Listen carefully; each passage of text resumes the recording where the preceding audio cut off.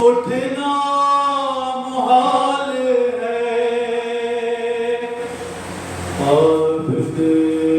سوار بیٹھے زنجیر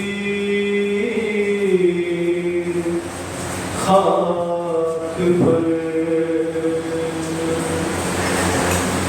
بکھری پڑی ہے آئے تطہیر خاک پر افسوس کہ بے قصوں مظلوم کے لیے افسوس کہ بے قصوں مظلوم کے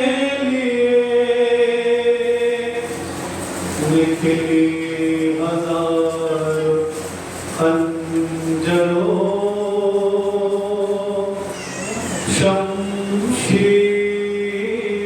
شمشیر خاک پر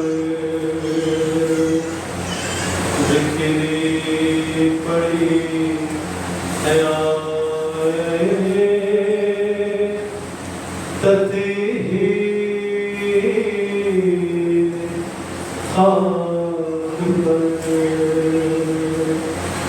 آپ تمام مہربان البیت سے گزارش ہے کہ وہ فرش عزا پہ تشریف لائیں تاکہ مجلس اپنی پابندی وقت کے ساتھ شروع کی جائے.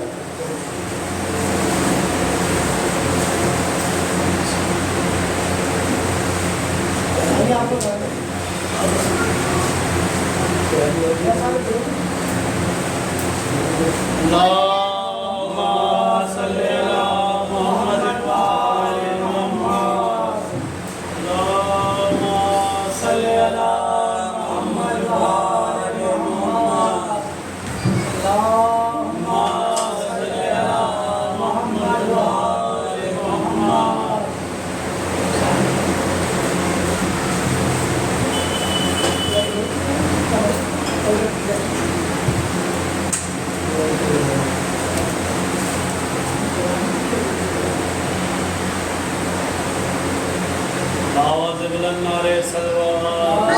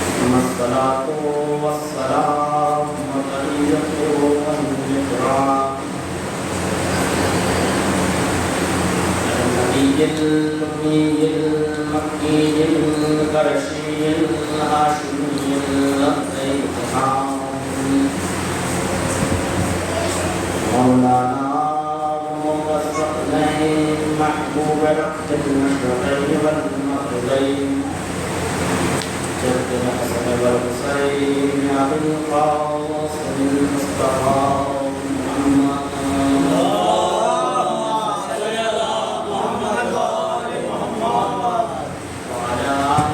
الطيبين الطاهرين المعصومين المظلومين المنتقمين المنتجبين ولعنة الله على أعدائهم وقدرتهم وواصل حقوقهم ومنكر قضائهم ومصائبهم أجمعين من يومنا هذا إلى صلاة يوم الدين أما بعد فقد قال رسول الله صلى الله عليه وآله وسلم إن الحسين مصباح الهدى وصفية النجاة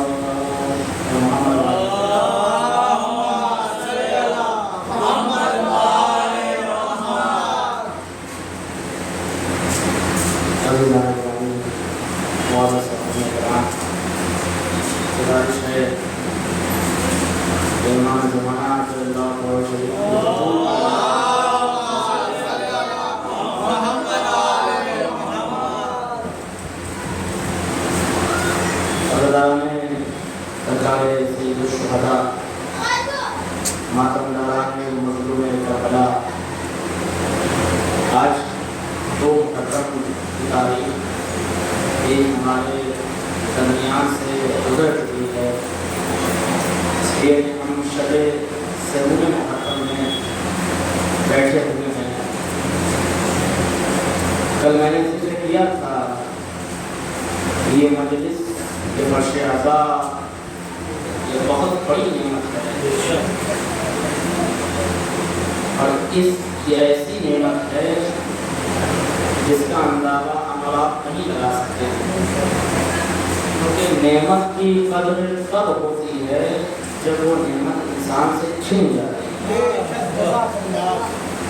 ایک مچھلی ہوتی ہے جب وہ پانی کے اندر موجود ہوتی ہے، پانی کے اندر جب تیرتی رہتی ہے، اس کو نہیں پتا ہوتا ہے کہ میں کتنی بڑی نعمت ہے، لیکن ایک مرتبہ جب طوفان آ کے اس کو پھینکتا ہے خشکی کی طرف، جب وہ سمندر سے نکل کے خشکی پہ آتی ہے تو وہ تڑپتی ہے، اور تڑپتی ہے تب اس کو اندازہ لگتا ہے کہ پانی میرے لیے کتنی بڑی نعمت تھی۔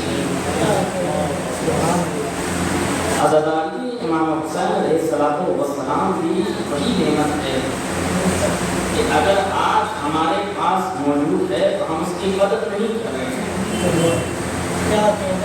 جب کل قیامت کے میدان میں اس کو یوم الحسرہ کہا جاتا ہے، جب انسان کھڑا ہوگا اور وہاں پہ اس کے نامے اعمال دکھائے جائیں گے اور عزاداری کا ثواب گھوما ہوگا، تب وہاں پہ انسان مچھلیوں کی طرح لوٹتا ہوا دکھائی دے گا۔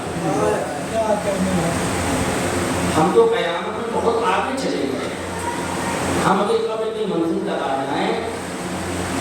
یہ عزاداری ہے کیا؟ حسین کا نام ہے کیا؟ میں ایک واقعہ پڑھتا ہوں، اس کے بعد یہ بات کو آگے بڑھاتا ہوں۔ موضوع ذہن جو ہے کہ میرا موضوع ہے حسین چراغ ہدایت ہے۔ اسی ہدایت کے موضوع کے اوپر میں اپنی بات کا آغاز کرتا ہوں کہ جب ہم کو پتہ چلے گا کہ حسین کی عظمت کیا ہے، کب کیسے منظر ہوتی ہے۔ ایک مرتبہ کی بات ہے کہ ایک معظمہ کا انتقال ہوتا ہے، اور جب اس کا انتقال ہوتا ہے تو اس کو لوگ دفن کر دیتے ہیں۔ دفن کرنے کے بعد ایک عالم دین خواب میں آتے ہیں اور کہتے ہیں کہ کوئی ان سے خواب میں ایسا کہہ رہا ہے کہ اس معظمہ کی وجہ سے اس کے آس پاس میں جتنی قبروں پہ عذاب ہو رہے تھے سارے عذاب دفع ہو چکے ہیں۔ ابھی عالم دین جب خواب سے بیدار ہوتے ہیں تو ایک مرتبہ سیدھے دوڑتے ہوئے جاتے ہیں معظمہ کے گھر، یہ بتاؤ کہ جو معظمہ ابھی کچھ دنوں پہلے اس دنیا سے فوت ہوئی ہے، اس دنیا سے رخصت ہوئی ہے، وہ کوئی ایسا عمل کرتی تھی، وہ کوئی ایسا کام کرتی تھی جو بالکل عجیب تھا؟ وہ کیا کام کرتی تھی؟ اس کا شیڈیول کیا تھا؟ ایک صلوات محمد علیہ۔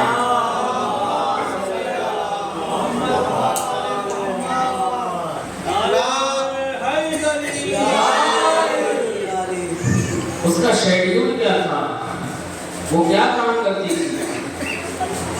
تو عزیزان گرامی، جب بتایا جاتا ہے کہ وہ جو معظمہ تھی وہ کچھ کرے یا نہ کرے، لیکن جو صبح و شام زیارت عاشورہ پڑھتی تھی، اللہ اکبر، اس زیارت عاشورہ کی پڑھنے کی برکت یہ تھی کہ پروردگار عالم نے اس کی وجہ سے آس پاس کے قبر کے بھی عذاب معاف کر دیے۔ اب حسین چراغ ہدایت ہے، یہ نہ سمجھے صرف ذات حسین ہے۔ اگر کوئی انسان اپنے آپ کو حسینیت کے اندر ڈھال دیتا ہے تو پروردگار اس کو بھی جو ہے دوسروں کے عذاب سے نجات کا سبب بنا دیتا ہے۔ اب میں اپنی بات پہ آتا ہوں کہ پروردگار عالم امام حسین علیہ السلام کی ذات کیا تھی، کس طرح ہدایت کی، اور پروردگار عالم نے ان کو کیا امتیاز بخشا تھا۔ پیغمبر اکرم صلی اللہ علیہ وآلہ وسلم نے ارشاد فرمایا، ان الحسین مصباح الہدی و سفینۃ النجاۃ۔ یہ حدیث اتنی معتبر اور مشہور حدیث ہے کہ ہمارے یہاں کا ہر بچہ اس کا ٹرانسلیشن کر لے گا۔ سمپل سا ہے، اتنا بے شک الحسین مطلب حسین، بے شک حسین، مصباح بولتے ہیں چراغ کو، خدا یعنی ہدایت، کیا ہوا مطلب؟ حسین چراغ ہدایت ہیں، ہدایت کے چراغ ہیں، وسفینۃ النجات، اور نجات کی کشتی ہیں۔ سفینہ بولتے ہیں کشتی کو، نجات یعنی نجات۔ ترجمہ یہ ہوا کہ بے شک حسین چراغ ہدایت ہیں اور کشتی نجات ہیں۔ اب آپ یہاں سے بیدار ہو جائیے، اس لیے کہ آپ اس کے فضائل سننے جا رہے ہیں کہ جو اس کائنات میں سب سے برتر ہے، جس کو پروردگار عالم نے کو امتیاز دیا ہے کہ ہمارے اور ائمہ بھی ہیں اس دنیا کے اندر، مگر کسی کو غیر مسلم نہیں مانتے ہیں۔ حسین کی ذات وہ ذات ہے کہ اس کا کلمہ پوری دنیا پڑھتی نظر آتی ہے۔ میں نے عرض کیا تھا، عزاداری امام حسین ایک ایسی چیز ہے کہ جو پوری دنیا پڑھتی ہوئی کلمہ نظر آ رہی ہے۔ یہ ایسا کیوں ہوا؟ عزیزان گرامی، ایسا اس لیے ہوا کہ امام حسین علیہ السلام کی مثال آپ سمجھیے کیسی تھی۔ امام حسین علیہ السلام کی مثال ایک شیشے کے مانند تھی۔ ایک شیشہ ہوتا ہے، جب آپ اس میں اپنی تصویر دیکھتے ہیں تو ایک ہی انسان نظر آتا ہے۔ ایک شیشہ جب انسان اس میں اپنی تصویر دیکھتا ہے تو صرف ایک ہی انسان نظر آتا ہے، لیکن جب وہ شیشہ ٹوٹ جاتا ہے، اس کے ٹکڑے ہو جاتے ہیں، مان لیجئے 4-5 ٹکڑوں میں ٹوٹنے کے بعد تقسیم ہوا، اب ایک انسان کھڑا ہوا تو جہاں جہاں اس شیشے کے ٹکڑے پڑے ہوئے ہیں، جہاں جہاں اس آئینے کے ٹکڑے پڑے ہوئے ہیں، وہاں اس انسان کی تصویر نظر آئی تھی۔ آئینہ ایک ہی تھا، پہلے تصویر ایک آ رہی تھی، لیکن جب یہ شیشہ ٹوٹا تو ٹوٹنے کے بعد 4-5 حصوں میں تقسیم ہوتا ہے، تو تقسیم ہونے کے بعد اس کی تصویر جہاں جہاں تک اس کے ٹکڑے جاتے ہیں وہاں تک موجود ہوتی ہے۔ امام حسین علیہ السلام بھی اسی طریقے سے تھے، جب تک شہید نہیں کیا گیا تھا صرف مدینے والے جانتے تھے کہ حسین کون ہے، حسین علی کے بیٹے ہیں، حسین فاطمہ کے بیٹے ہیں، لیکن عزیزان گرامی، جب امام حسین کو شہید کر دیا گیا تو جہاں جہاں سے سر حسین گیا وہاں وہاں مارکت حسین نہیں۔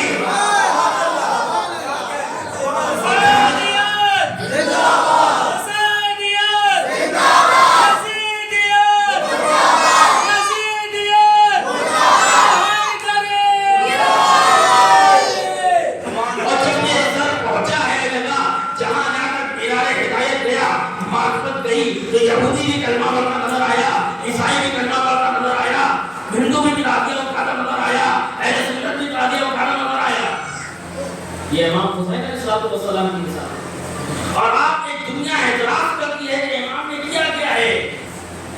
کچھ لوگ ہیں سوشل میڈیا کا اٹھائیے آج کل پھر سے وہ فتنے پیدا ہو رہے ہیں کہ امام نے معاذ اللہ سوسائڈ کر لیا تھا. امام نے سوسائڈ کر لیا تھا. کہا کیوں بھیا؟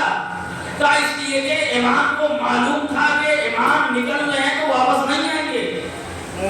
جب ان کو پتا تھا کہ میں جا رہا ہوں تو میں واپس نہیں آؤں گا تو مطلب امام جانتے ہوئے بھی اپنی جان گوا بیٹھے.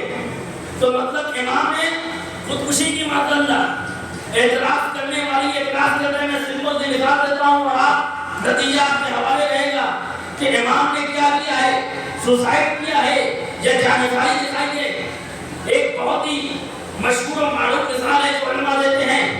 ایک مرتبہ کی بات ہے کہ ایک ٹرین آ رہی ہوتی ہے. بہت توجہ سنیے گا مثال کو. ایک ٹرین آ رہی ہوتی ہے اور ادھر سے کچھ آتنکوادی آتے ہیں اور آتنکوادی آنے کے بعد ٹرین کی پٹری پہ بم لگا دیتے ہیں. مقصد کیا ہے؟ کا مقصد یہ ہے کہ جو اس ٹرین کے اندر مسافر تیار ہیں، مسافر سوار ہیں، وہ سب کے سب ختم ہو جائیں، وہ مر جائیں. آتنکوادی کیا کرتے ہیں؟ آتنکوادی وہاں کے اوپر بم لگا دیتے ہیں. یہ سب ہوتے ہوئے ایک انسان دیکھتا ہے. جب اس نے دیکھا تو اس نے سوچا کہ اگر میں نے کسی طریقے سے نہیں روکا ٹرین کو تو یہ بم وسفوٹ ہوگا اور ٹرین کے اندر بیٹھے ہوئے سارے مسافر ختم ہو جائیں گے، ہلاک ہو جائیں گے. تو اب یہ کیا کرتا ہے؟ یہ آنے کے بعد ٹرین کی پٹری پہ آتا ہے جہاں پہ بم لگا ہوا ہے اس سے 1-2 کلومیٹر کی دوری پہ جاتا ہے اور یہ جھنڈی دکھانا شروع کرتا ہے. اس سے کیا ہوگا؟ کہا جب یہ جھنڈی دکھائے گا تو ڈرائیور جب اس کو دیکھے گا تو ٹرین کی اسپیڈ ہوگی، اسپیڈ کو کم کرنے کی کوشش کرے گا. ہو سکتا ہے کہ اس ٹرین کو وہاں تک پہنچنے میں اس کی جان چلی جائے. بہت توجہ چاہتا ہوں. ہو سکتا ہے کہ ٹرین کی پٹری تک پہنچنے میں اس کی جان چلی جائے لیکن اتنا یقین ہے کہ اس کی جان تو جائے گی لیکن جہاں پہ بم لگا ہوا ہے ٹرین وہاں تک جانے سے پہلے رک جائے گی. یہی وجہ تھی کہ انسانیت کی ٹرین آ رہی تھی. اسلام کی پٹری پہ یزید جیسے آتنکوادی نے بم لگایا تھا. حسین نے اسلام کا جھنڈا دکھایا اور ایمان کی فوج لایا.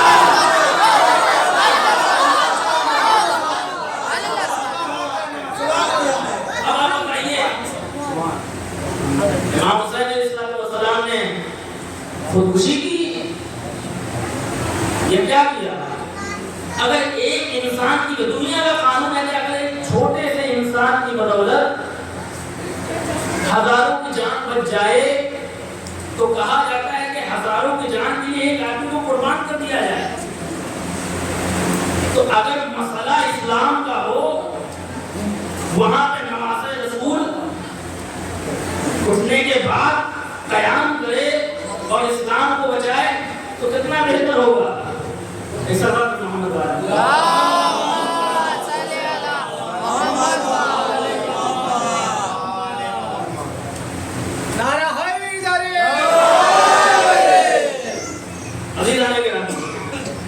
آپ کے لیے بالکل سمپل سا جواب ہے. جو کوئی بھی آپ سے اعتراض کرتا ہے بالکل سمپل ہے سمجھانا کہ امام نے قیام کیوں کیا، امام نے اپنی جان کی بازی کیوں لگائی.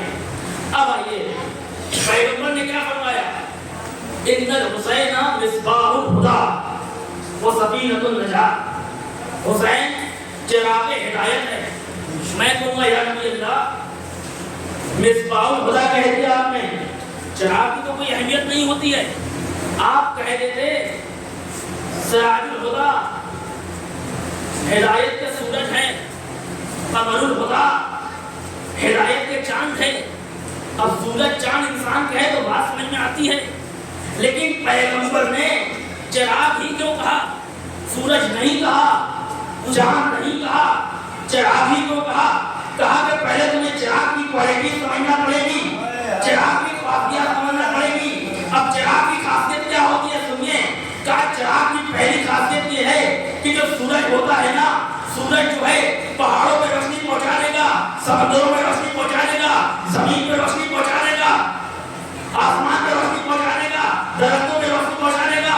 لیکن سورج کبھی بھی ایک بند کوٹری میں روشنی نہیں پہنچائے گا. اس کے بعد آپ چراغ کو دیکھیے، چاہے کمرہ اتنا بڑا ہو چاہے اتنا بڑا ہو، آپ ایک چراغ کو رکھ دیجیے، وہ چراغ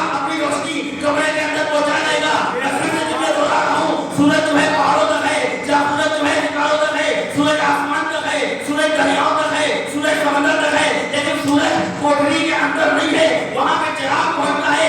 यही वजह थी कि यजीदियत की अंधेरी कोठरी में जब हुसैन ने चिराग हिदायत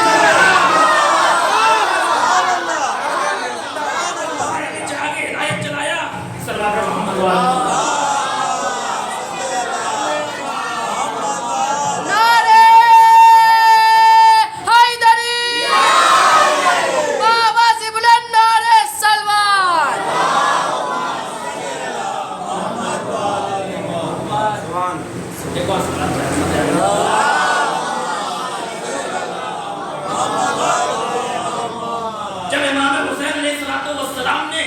यजीदियत के अंधेरी कोठरी में अपना चिराग हिदायत जलाया तो दीन को बुराइयों से अलग कर दिया।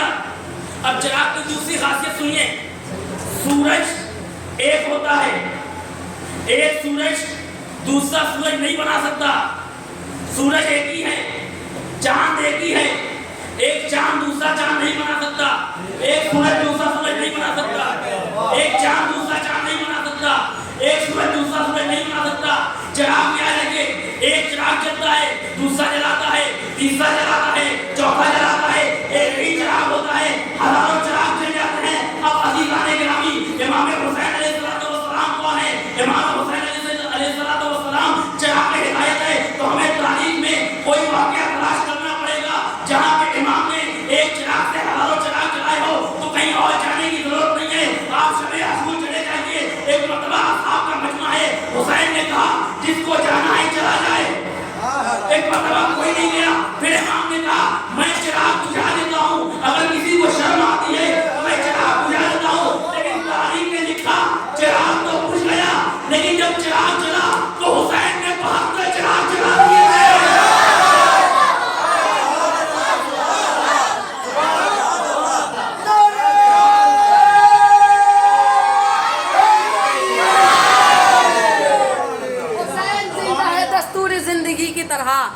हुसैन जिंदा है दस्तूर जिंदगी की तरह, शहीद मरता नहीं आम आदमी की तरह, शहीद मरता नहीं आम आदमी की तरह।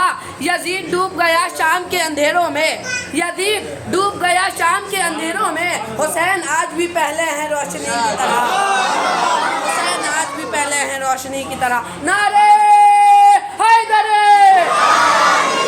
आवाज़ बुलंद नारे सलवान।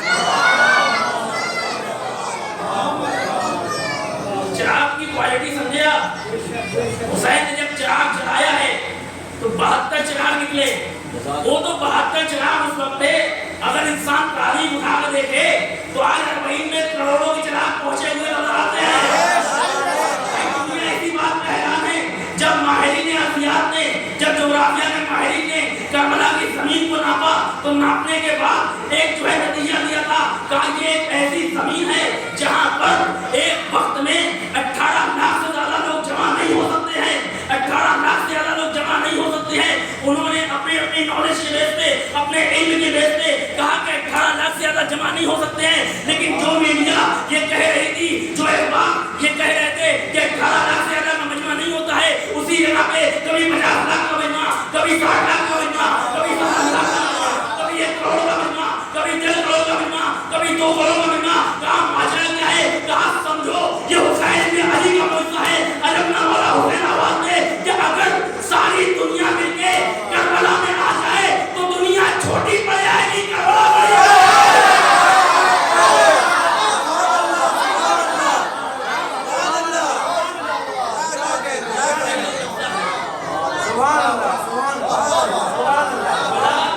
जिंदा मौजूदा है। हम मुझसे तलाश करते हैं इधर उधर कि कहाँ मौजूदा है कहाँ नहीं है। करबला में देखिए, सिर्फ एक पानी का हिसाब लगा लीजिए आप, जो छोटा ना पानी होता है। मैं खुद 2 साल 3 साल का एक्सपीरियंस है कि हर 10 कदम पे प्यास लगती है, हर 10 कदम पे एक पानी पीना पड़ता है। और इंतजाम इमाम हुसैन ये है कि हर 10 कदम पे पानी दस्तयाब भी होता है। अगर इंसान उसी का अंदाजा लगा दे, यही वजह है कि जब एक मरतबा रिसर्च हुई कि आज़ादारिये इमाम हुसैन में लोग कितना खर्च करते हैं, तो कहा कि आज़ादारिये हुसैन में लोग इतना खर्च कर देते हैं कि कई सदी तक नस्लें बैठ के खा जाएं। ये हुसैन चिराग हिदायत है। اب سوال یہ ہوتا ہے کہ حسین چراغ ہدایت کب سے پیغمبر نے اس سے پہلے ایک جملہ کہا مکتوب فی العرش، آسمان پہ لکھا ہوا تھا. کیا لکھا تھا؟ ان الحسین مصباح الہدی و سفینۃ النجات. اب یہ کب لکھا گیا مجھے نہیں معلوم، اور کس نے لکھا؟ اب اللہ تو لکھ نہیں سکتا. پھر آپ تاریخ میں جائیے، کوئی نہ کوئی تو ید اللہ ہوگا، جو ید اللہ ہوگا اسی نے لکھا. کہا کہ کب سے لکھا؟ کہا پہلے سے لکھا ہے. جانی مطلب یہ ہے کہ جناب امام حسین علیہ السلام ہدایت چراغ بہت زمانے سے ہے. آدم آئے ہدایت کی چلے گئے، حسین تب بھی چراغ ہدایت. نوح آئے ہدایت کی چلے گئے، حسین تب بھی چراغ ہدایت. ابراہیم آئے ہدایت کی چلے گئے، حسین تب بھی چراغ ہدایت. موسیٰ آئے ہدایت کی چلے گئے، حسین تب بھی چراغ ہدایت. عیسیٰ آئے ہدایت کی چلے گئے، حسین تب بھی ہدایت چراغ. کہ مولانا آپ نے یہ کہاں سے پڑھ دیا کہ جن تمام لوگوں سے پہلے، ان تمام انبیاء سے پہلے حسین ہدایت کے چراغ تھے؟ میں کہوں گا میں بات ہوا میں نہیں کر رہا ہوں، میرے پاس دلیل ہے. کہ اگر تمہیں سمجھنا ہے حسین کب سے چراغ کی ہدایت ہے تو جاؤ زیارت واسطہ پڑھو. السلام علیکم ورحمۃ اللہ وبرکاتہ. السلام علیکم ورحمۃ اللہ. السلام علیکم اے آدم کے والد آپ کو سلام، اے نوح کے والد آپ کو سلام، اے ابراہیم کے والد آپ کو سلام. یہ زیارت واسطہ یہ بتاتی ہے کہ دیکھو سارے انبیاء بعد میں ہیں، حسین ہدایت کے چراغ پہلے ہے. صلوات محمد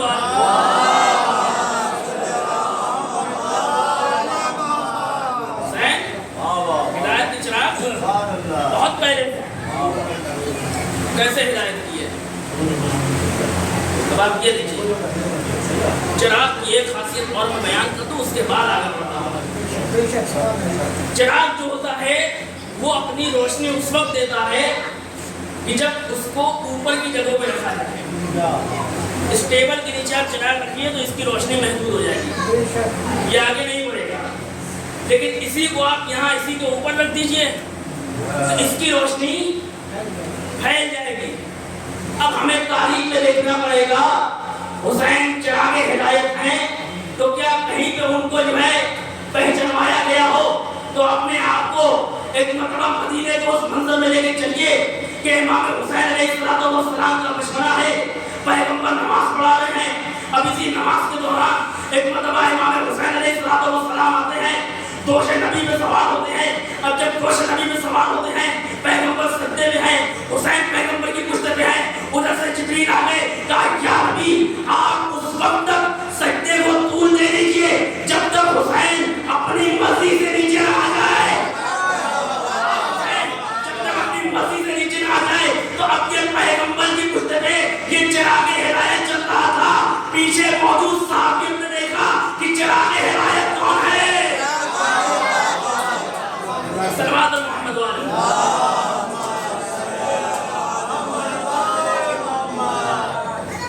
پیغمبر کے بارے میں پروردگار عالم نے کہا سراجم منیرا، چمکتا ہوا سورج. اب یہ چمکتا ہوا سورج اگر کسی کو چراغ کہہ رہا ہے تو کوئی چھوٹا اور معمولی چراغ نہیں ہے، اس چراغ کی بڑی خاصیت ہوگی. اب میں اس فکرے کے بعد امام نے چراغ ہدایت ہے تو ہدایت کیسے کی، لوگوں کو نجات کیسے دلائی، اس فکرے پہ آتا ہوں. ایک مرتبہ کی بات ہے، امام حسین علیہ السلام کی ولادت ہوئی. اور جب ولادت ہوئی ہے نا تو سارے فرشتے جوک در جوک چلے آ رہے ہیں مدینے میں. کہاں چلے آ رہے ہیں؟ توجہ چاہتا ہوں ادھر ہماری طرف. کہاں چلے آ رہے ہیں؟ مدینے چلے آ رہے ہیں. کیوں؟ تاکہ پیغمبر کی نواسے کی ان کو ولادت کی مبارکباد پیش کر سکیں.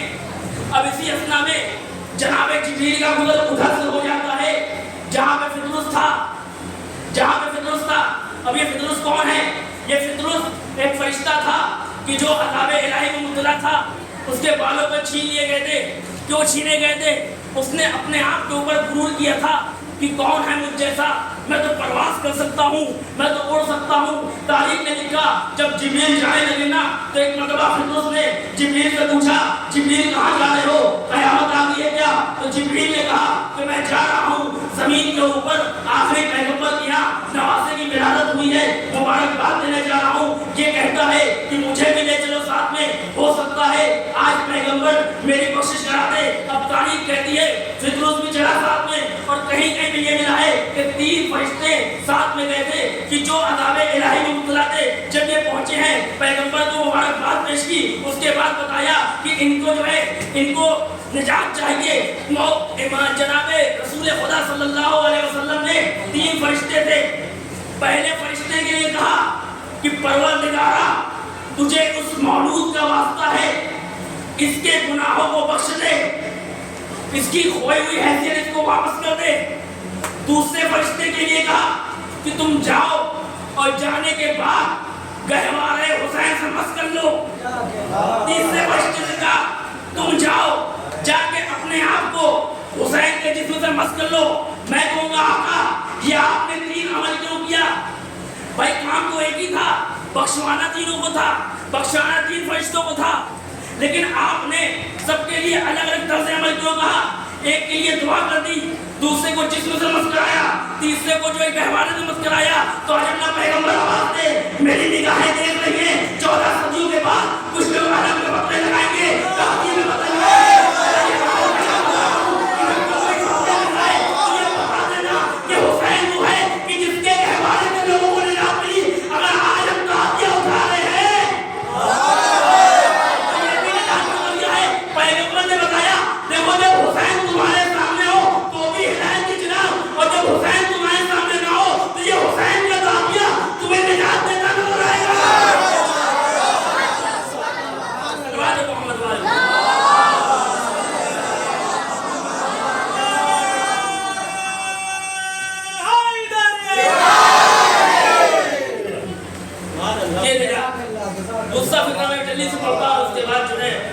آپ کی رحمت تمام۔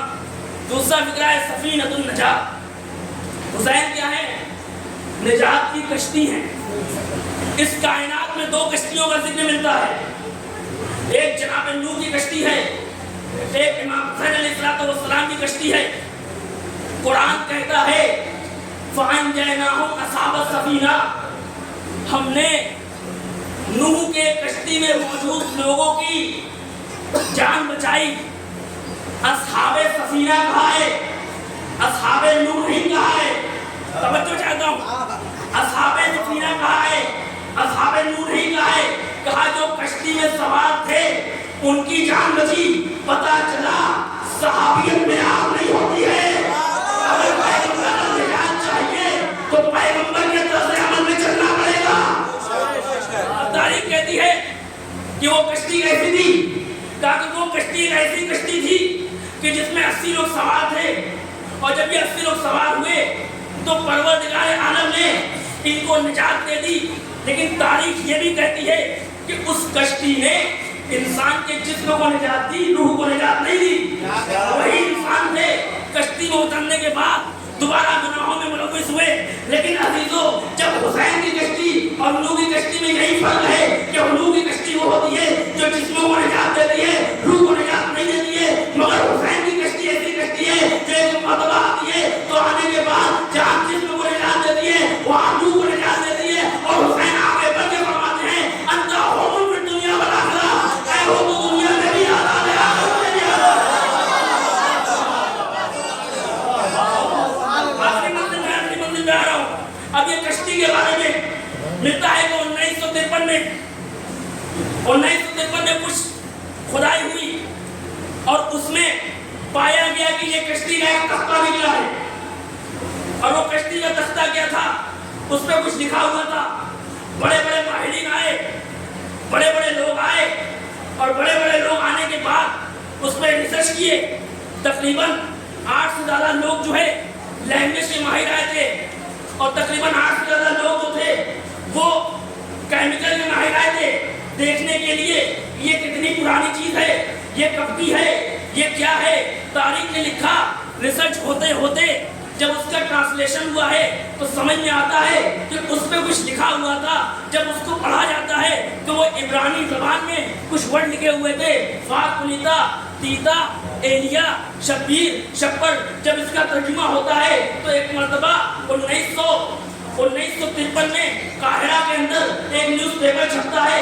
اس نیوز پیپر میں انگلش آرٹیکل سے ترجمہ ہونے کے بعد جب یہ آرٹیکل شائع ہوتا ہے, کہا جاتا ہے کہ یہ جناب نوح کی کشتی تھی اور اس کشتی کے اندر ایک تختہ ملا جو سارے تختوں سے نورانی تھا. اس پہ لکھا ہوا تھا محمد, علی, فاطمہ, حسن, حسین. میں اللہ حضرت کہے کہ جناب نوح کشتی لے کے آگے بڑھے تھے.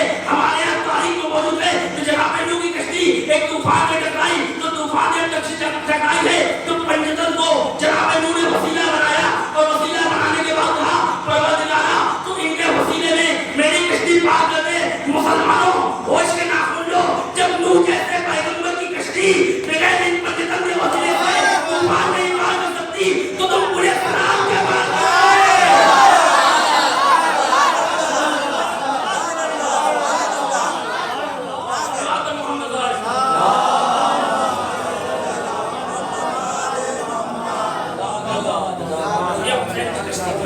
حسین نے اس طریقے سے جو ہدایت دی. حسین نے جب ہدایت دی, تاریخ نے لکھا جو ابھی تک دشمن بن کے آیا تھا وہ دوست بن گیا. تاریخ کہتی ہے جب حسین کربلا میں غالب ہوئے ہیں 2 محرم کی تاریخ تھی اور تاریخ نے لکھا کہ ظلم نے امام کا راستہ روکا. امام کا راستہ روکا تو امام ایک منزل آگے بڑھے, لیکن ایک مرتبہ ایک وقت آتا ہے کہ جب حسین کا رہبر آگے نہیں بڑھتا ہے. امام نے 7 گھوڑے تبدیل کیے ہیں روایت کہتی ہے, لیکن کوئی گھوڑا آگے نہیں بڑھا. جب امام کو کچھ محسوس ہوا تو امام نے وہاں کے لوگوں کو بلایا. تصور کرتے ہیں, امام نے لوگوں کو بلایا, پوچھا یہ کون سی جگہ ہے. تو کسی نے کہا اس کا نام غازیہ ہے, کسی نے کچھ بتایا, کسی نے کچھ بتایا, کسی نے کہا اس کا نام نینوا ہے. لیکن عزیزوں اسی میں سے ایک شخص نے کہا ہاں نہیں یزکر وہ بلا, اس زمین کو کربلا بھی کہتے ہیں. اب جب حسین نے یہ سنا ہے نا تو عزیزوں تاریخ میں فقہ لکھا کہ ایک مرتبہ حسین نے کہا نہیں کرب و بلا, یہ کرب کی زمین ہے, یہ بلا کی زمین ہے. علی وہ منزل ہے جہاں پہ ہمارے مرد شہید ہو جائیں گے. علی وہ جگہ ہے جہاں پہ ہمارے اولاد کو شہید کیا جائے گا. علی وہ جگہ ہے جہاں پہ ہمارے ماں بہنوں کو قیدی بنا دیا جائے گا. لو عزیزوں تاریخ نے عجیب فقہ لکھا. ادھر ایک مرتبہ خود نے امام حسین کو روکا اور جب خود نے روکا تو ناظرین گرامی تو ایک مرتبہ اس کے سارے گھوڑے بڑے پیاسے تھے, سارے لشکر والے پیاسے تھے. تو مولا نے حکم دیا کہ عباس ان کے لشکر کو سیراب کرو, ان کے گھوڑوں کو سیراب کرو. اللہ اللہ یہ کیسا حسین ہے کہ جو ان کے گھوڑوں کو بھی سیراب کرتا ہے, ان کے لشکر کو بھی سیراب کرتا ہے. تاریخ نے فقہ لکھا یہی وہ چیز تھی جو خود کو ایک مرتبہ تڑپا دی. تاریخ نے لکھا ہے کہ جب شب عاشور خود جو ایک مرتبہ تڑپتا آ رہا تھا تو کسی نے پوچھا, جب مجھ سے کوئی پوچھتا تھا نا کہ یزید کے لشکر میں سب سے طاقتور کون ہے تو میں کہتا تھا ہوں, لیکن ہوں تجھے کیا ہو گیا ہے, کیوں آج تڑپا ہے. تو ادھر ہوں نے کہا ادھر آؤ ذرا میرے پاس اور دیکھو کان لگا کے سنو, کچھ سنائی دے رہا ہے. جب اس نے کان لگایا نا تو حسین کے کلموں سے اقدش اقدش آئے پیاس کی سنائی آئی تھی. کہاں دیکھ رہے ہو جی کون لوگ ہیں؟ ارے جی وہ لوگ ہیں جنہوں نے کہا ہم کو نہیں ہمارے گھوڑوں کو تو پانی دیا تھا, لیکن اگر وہ پانی نہ دیتے تو آج یہ پیاسے جا رہے تھے. میں تو جا رہا ہوں اپنے آپ کو جنت و جہنم کی نصیب پا رہا ہوں. تاریخ نے لکھا ادھر وہ تیار ہوا, ادھر لڑکے نے پوچھا, ان کے بیٹے نے پوچھا جس کا نام تاریخ نے علی لکھا ہے, بابا کہاں جا رہے ہیں؟ کہا میں حسین کی طرف جا رہا ہوں. کہا جب تک حق جب تک باطل پہ تھے اکیلے, جب تک باطل پہ تھے ساتھ میں رکھا, اب جب حق کی طرف جا رہے ہیں تو اکیلے جا رہے ہیں, میں بھی چلوں گا. اس کے بعد مقابل لکھتے ہیں کہ جب وہ آگے بڑھنے لگے تو کہا کہ بیٹا میرے ہاتھوں میں پٹی, میرے ہاتھوں کو باندھ دو क्यों? कहा इसलिए कि इन्हीं हाथों ने हुसैन का रहवार रोका था। तारीख में उसके बाद जिंदा लिखा, थोड़ी दूर के बाद हुसैन ने अपने बेटे से कहा मेरी आंखों को भी पहन दो, इसलिए कि ये आंखें बड़ी खताकार है। इसने जो है हुसैन को, हसन हुसैन को नाराजगी भरी निगाहों से देखा है। अजीजों, मक्तल लिखते हैं कि जब हुड आगे बढ़ने लगा, आगे बढ़ी हुई है, पट्टी बनी हुई है, इधर इमाम हुसैन ने सलाम ने कहा अब्बास अरे जाओ हुड का इस्तेमाल करो, अली अकबर अरे जाओ हुड का इस्तेमाल करो। इधर एक मर्तबा गर्द उड़ती हुई दिखाई दी, उनके बेटे ने कहा अल्लाह अकबर, और ने पूछा क्या हो गया? कहा पास आ रहे हैं। अब फिर अल्लाह अकबर की सलाह पूछी, कहा क्या हुआ? कहा अली अकबर आ रहे हैं। अजीजों, वो जब इमाम की खदमत में पहुंचा, अपने हाथ को गिरा दिया, मौला अरे क्या मुझ जैसे की खता माफ हो सकती है? मैंने सारे मसाइल छोड़ दिए। उन्होंने कहा मुझे इजाजत दीजिए, तारीख कहती है कि वो एक मर्तबा मैदान में जाते हैं, जाने के बाद जंग करते हैं, और एक मर्तबा वो वक्त आता है जब सीन से जमीन पे आते हैं, आवाज देते हैं आका मदद को आइए। इधर हुसैन चले, उन्होंने हुसैन के आगोश में दम तोड़ा। मौला ने फरमाया अल्लाह हुकुम दुनिया वाला, दुनिया में